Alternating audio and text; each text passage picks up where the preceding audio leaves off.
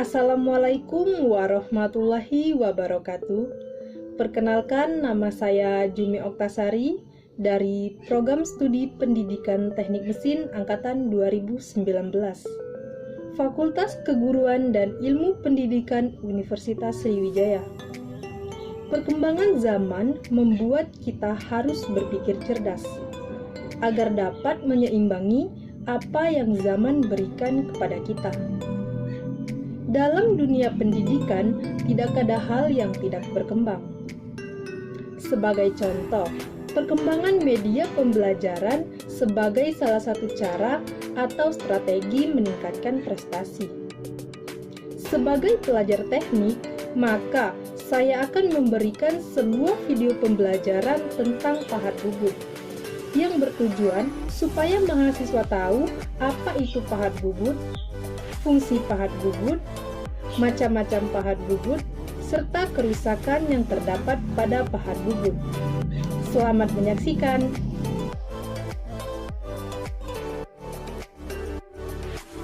Pada video kali ini, yang akan saya sampaikan adalah yang pertama, definisi pahat bubut, yang kedua, material alat potong, yang ketiga, jenis pahat bubut, yang keempat, kerusakan pahat bubut, yang kelima, sifat alat potong, dan yang keenam, penutup.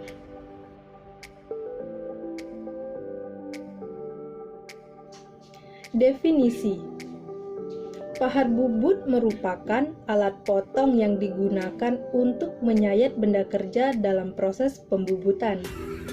Prinsip utama kerja mesin bubut ini adalah benda kerja yang berputar, sedangkan pahat bubut disentuhkan melalui eretan. Karena adanya sudut potong dan kekerasan pahat yang lebih tinggi daripada benda kerja, maka pahat bubut akan menyayat benda kerja.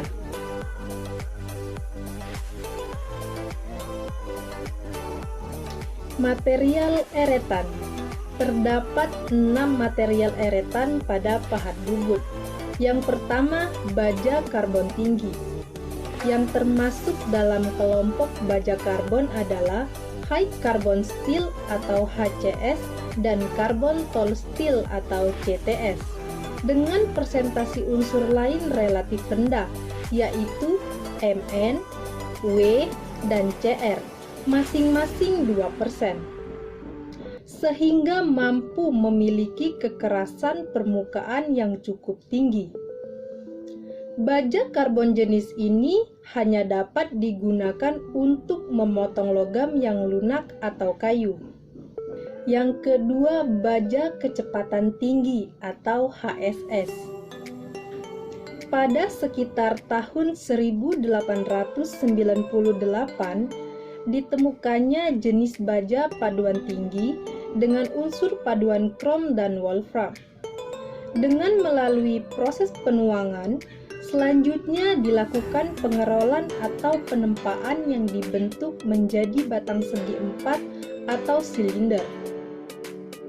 Pada kondisi masih bahan atau raw material, baja tersebut diproses secara pemesinan menjadi berbagai bentuk pahat bubut. Setelah proses perlakuan panas dilaksanakan, kekerasannya akan menjadi cukup tinggi, sehingga dapat digunakan untuk kecepatan potong yang tinggi, yaitu sampai dengan 3 kali kecepatan potong pahat CTS. Baja kecepatan tinggi atau HSS ini, apabila dilihat dari komposisinya, dapat dibagi menjadi 2, yaitu baja kecepatan tinggi konvensional dan baja kecepatan tinggi spesial. Ketiga, paduan cor bukan besi. Sifat-sifat paduan cor bukan besi adalah diantaranya sifat yang dimiliki HSS dan karbida, sehingga dalam penuangannya memiliki karakteristik tersendiri. Karena karbida terlalu rapuh dan HSS mempunyai ketahanan panas dan ketahanan aus yang terlalu rendah. Jenis material ini dibentuk dengan cara dituang menjadi bentuk-bentuk yang tertentu. misalnya tolbit atau sisipan yang kemudian diasah menurut geometri yang dibutuhkan. Yang keempat yaitu karbida. Jenis karbida yang disemen merupakan bahan pahat yang dibuat dengan cara menyinter serbuk karbida dengan bahan pengikat yang umumnya dari kobalt. Dengan cara carburizing, masing-masing bahan dasar serbuk, wolfram, titanium, tantalum dibuat menjadi karbida yang kemudian digiling dan disaring. Salah satu atau campuran serbuk karbida tersebut kemudian dicampur dengan bahan pengikat dan dicetak tekan dengan memakai bahan pelumas. Setelah itu dilakukan presintering 1000 derajat Celcius.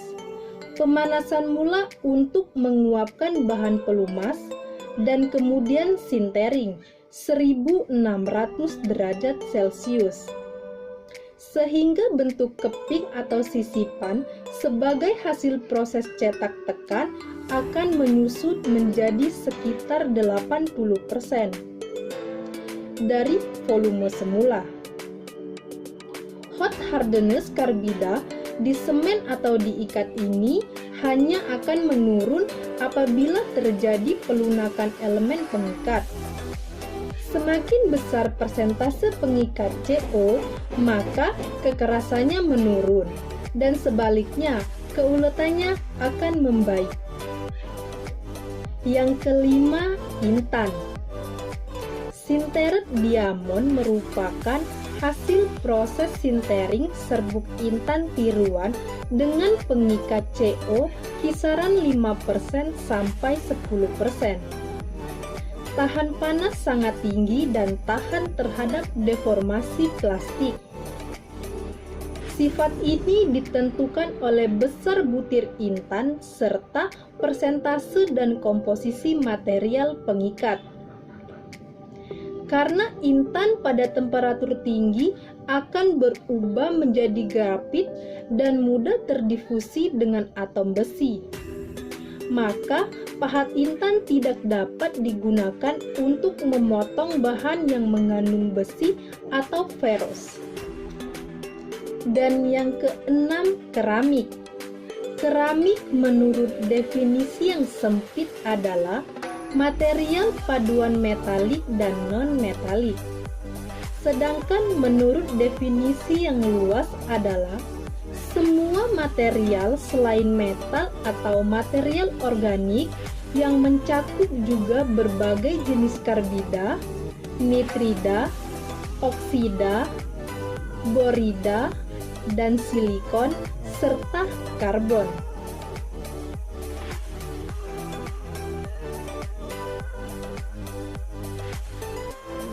Sifat utama pahat bubut. Pahat bubut secara garis besar ada 4 sifat utama yang diperlukan untuk menjadi alat potong yang memiliki kemampuan pemotongan atau performa yang baik. Adapun sifat-sifat yang dibutuhkan pada suatu alat potong antara lain ulet, agar alat potong tidak mudah patah terhadap beban kejut atau getaran. Yang kedua, keras, agar alat potong dapat menyayat benda kerja. Yang ketiga, tahan aus, agar umur pakai alat potong lebih lama. Dan yang keempat, tahan panas, agar ketajaman sisi potong tidak mudah aus pada suhu tinggi akibat penyayatan atau getaran.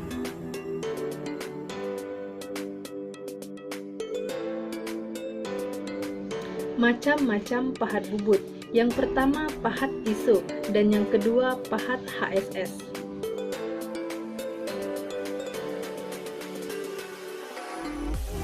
Macam-macam pahat ISO. Pahat ISO terbagi menjadi 9, yakni pahat ISO 1, pahat ISO 2, pahat ISO 3, pahat ISO 4, pahat ISO 5, pahat ISO 6, pahat ISO 7, pahat ISO 8, dan pahat ISO 9.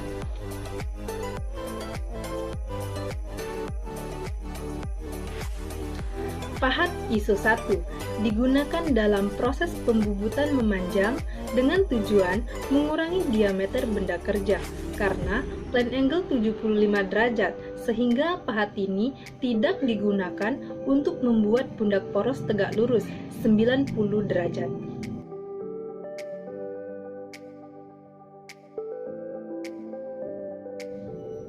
Pahat ISO 2. Pahat ini digunakan untuk pembubutan memanjang, pembubutan muka atau facing, dan membuat shimmer 45 derajat. Dengan plane angle 45 derajat, maka pahat ini tidak digunakan untuk membuat pundak poros tegak lurus 90 derajat.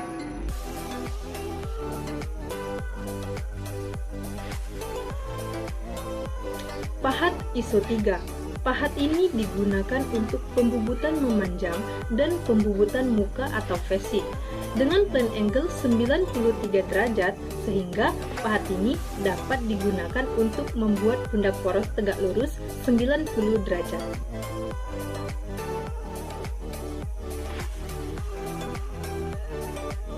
Pahat ISO 4.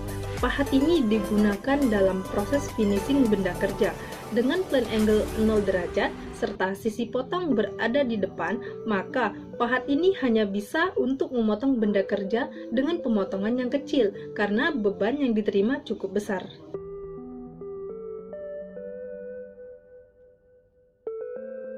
Pahat ISO 5. Pahat ini digunakan dalam proses pembubutan melintang tegak lurus sumbu benda kerja menuju senter. Pahat ini digunakan untuk facing dengan plane angle 0 derajat.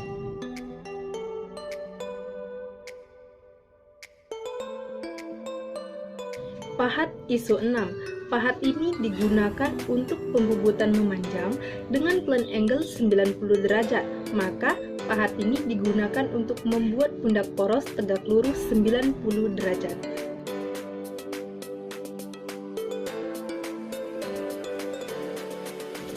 Pahat ISO 7. Pahat ini digunakan untuk membuat alur atau memotong benda kerja. Bentuk pahat pipi dengan plane angle 0 derajat.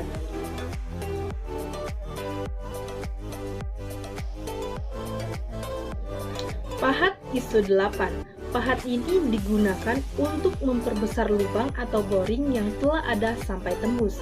Pahat ini mempunyai plane angle 75 derajat dengan holder pahat panjang. Pahat ini rawan terhadap getaran sehingga kedalaman penyayatan terbatas.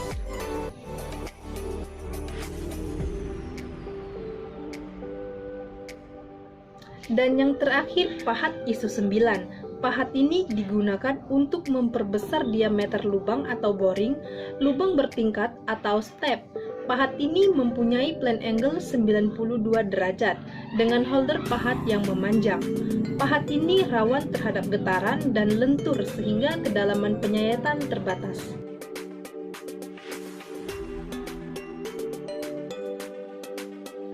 Selanjutnya, macam-macam pahat HSS. Pahat HSS ini terbagi menjadi 4 macam. Yang pertama, pahat undercut atau alur, yang kedua pahat facing, yang ketiga pahat rocking, dan yang keempat pahat ulir.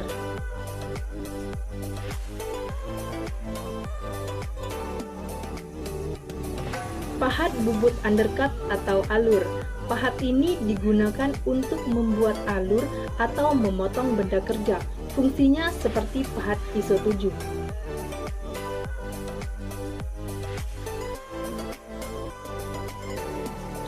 Pahat bubut facing. Pahat ini digunakan untuk finishing memanjang benda kerja. Fungsinya sama seperti pahat ISO 6.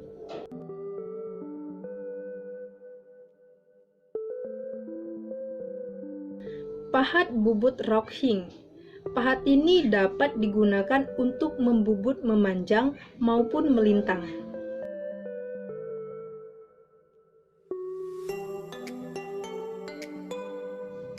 Selanjutnya, pahat ulir.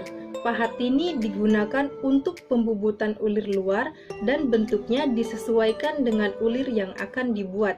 Adapun standar ulir meliputi ulir metris, ulir Whitworth, ulir square, maupun trapesium.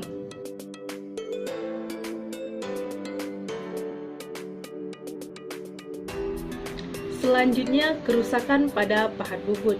Terdapat 7 jenis kerusakan pada pahat bubut. Yang pertama, radius pada ujungnya. Yang kedua, keausan pada bidang bebas. Yang ketiga, keausan pada bidang garuk. Yang keempat, build-up shooting edges. Yang kelima, keretakan pada tip karbide. Yang keenam, tip karbide pecah. Dan yang ketujuh, tip karbide lepas.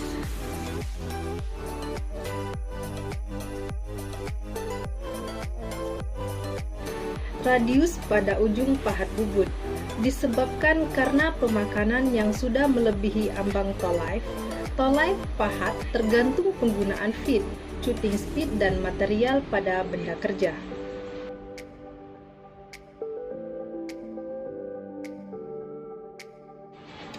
Keausan pada bidang bebas disebabkan oleh pemakanan feed yang terlalu besar atau sudut bebasnya yang terlalu kecil, sehingga terjadi pergesekan antara pahat dan benda kerja.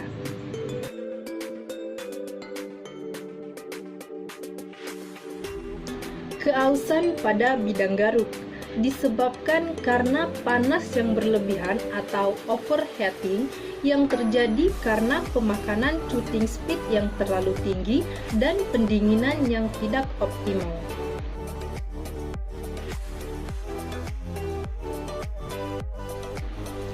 Build-up shooting edges. Build-up shooting edges ini adalah lelehan material yang menjadi dingin dan mengeras dan menempel pada ujung pahat. Akibatnya geometri dan senter pahat berubah.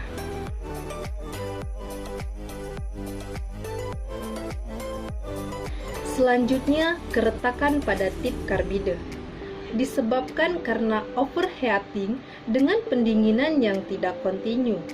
Hal ini juga bisa disebabkan karena bagian bawah tip karbide tidak menumpu dengan sempurna.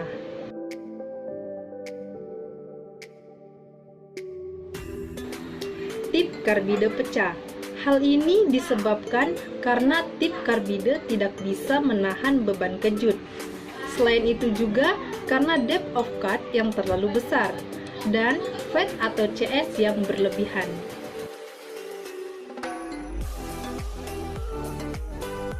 Dan yang terakhir, tip karbide lepas. Hal ini disebabkan karena brazingnya yang tidak baik.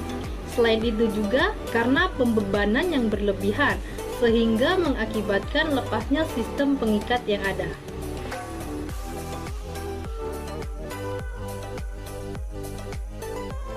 Baiklah, mungkin itu saja yang dapat saya sampaikan. Semoga bermanfaat untuk kita semua. Saya akhiri, wassalamualaikum warahmatullahi wabarakatuh.